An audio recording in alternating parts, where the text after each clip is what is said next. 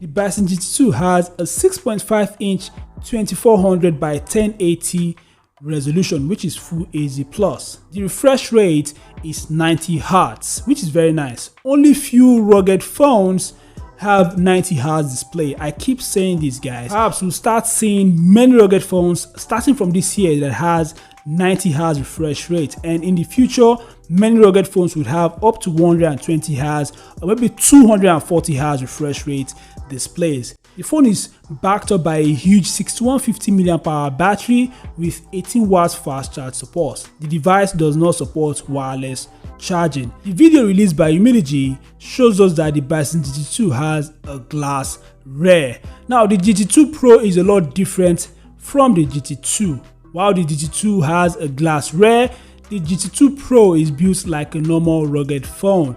It reminds me of the Bison X10 and the X10 Pro, also the X10S and the X10G. At the rear of the Bison GT2, there's a triple camera setup, a flash. There's also Bison GT 5G branding. The phone has metal frame. It has a side-mounted fingerprint scanner, which is very nice. The Bison GT2 ships with Android 11, and according to the details, the phone might be updated to Android 12 very soon via OTA. The GT2 has 8GB RAM and 128GB storage. The storage type is UFS 2.1. The storage could be expanded up to 512GB using an SD card. As mentioned earlier, the Bison GT2 has a triple camera setup, a 64MP main camera, an 8MP ultra wide camera, and a 5MP macro camera.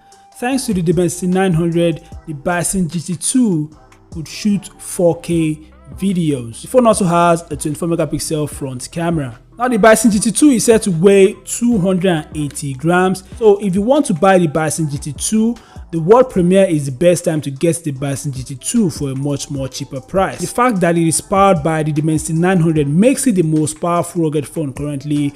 And if you know of any rugged phone that has a much more powerful chip, a chip that is powerful than the Dimensity 900, then make sure to share in the comment section below.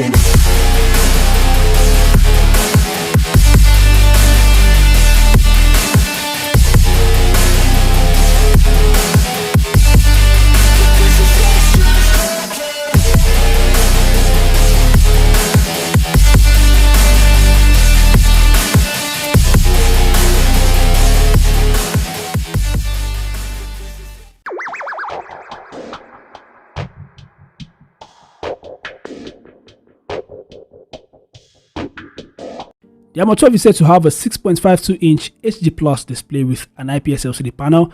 It is said to have a 720 by 1600 resolution, and it is said to have oleophobic coating, which is very nice. It helps prevent fingerprint smudges. Now, if we take a closer look at the back of the phone looks very nice at the back. The rear design is very nice. It looks well polished, and according to the leaks, it is said to be made of aluminum titanium alloy. So it actually shows that this phone is a lot more premium than many other devices that we see that are made of plastic and rubber. This one here is very premium, and Ulefone claims that this phone is very light. Okay, it is said to have a weight of about 296 grams. So yes, this device is a lot lighter. For example, it's lighter than the Umidigi V10, which weighs around 340 grams. So as you can see, this phone here weighs 296, while the Umidigi V10 weighs 340 grams. So it's a lot lighter. The phone is said to have a height of about 175.9 millimeters, a width of about 82.5 millimeters, and it is said to be 14.25 millimeter thick. Now the phone is said to ship with the Android 11 OS, stock Android 11.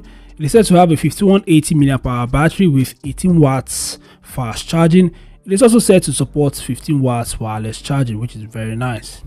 The phone is said to have stereo speakers, and it is said to have a quad camera setup at the back, a 48MP main camera, an 8MP wide angle camera, a 2MP macro, and another 2MP depth camera. The phone is said to be able to shoot up to 2K videos according to some sources, and the phone is said to have a 16MP selfie camera. So at the left hand side of the phone is said to have a customizable key.